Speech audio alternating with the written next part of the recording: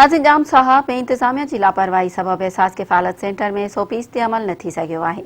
उन हवाले सां ॾिसूं था एडी बंगी जी ही रिपोर्ट। नाज़रीन असां मौजूद आहियूं एहसास किफ़ालत सेंटर जामसा में, जिथे ते इंतजामिया तरफां SOPs ते कंहिं बि तरीक़े जो अमल न पियो कयो वञे। उन खां पोइ जेके मुस्तक़ औरतूं आहिनि उन्हनि जो चवणु आहे त असांजी जेका रक़म आहे उन मां कटौती कई पई वञे।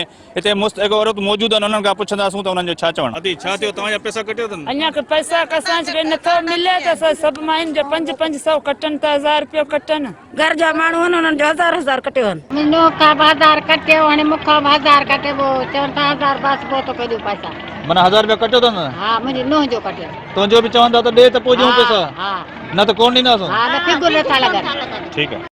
1000 था कटियो अथनि। 1000 तुंहिंजो कटियो अथनि? हींअर कटियो अथनि? न पैसा कढाइनि था त 1000 कटिनि था त पोइ फिंगर लॻनि था। जो 1000 नथा कटिनि त फिंगर कोन था लॻनि। असां ग़रीबनि जे लाइ असां इशारा ॾियनि था, उन्हनि जा 5 कार्ड खणी वञनि था। असां बीही मोटी था चओ पैसा ई कोन्हे। चोई नंढो आहे, मुंहिंजो घुमण वारो केरु कोन, मुंहिंजो घर शहर वियो, मुंहिंजो गाॾो भरी वियो, मुंहिंजो घर तबाह थियो, मूंखे ॾे कुझु नथो कहिड़ो आहे। पहिरें चकर वारनि खे ॾीनि था, असां ग़रीबनि कहिड़ो ॾोह कयो नथा ॾीनि। भला जेके ॿियूं औरतूं उन्हनि जा पैसा कटीनि पिया? न कटीनि, उहा असां न ॾिठा आहिनि। कटींदे असां न ॾिठा आहिनि, बाक़ी ॾीनि पिया।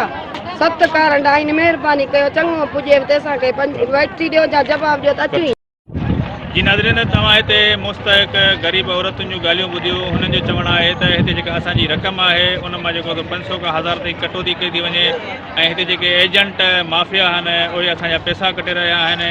कैमरामैन शहज़ाद अली मंगीअ सां गॾु एडी मंगी, मिरान TV न्यूज़ जामसा।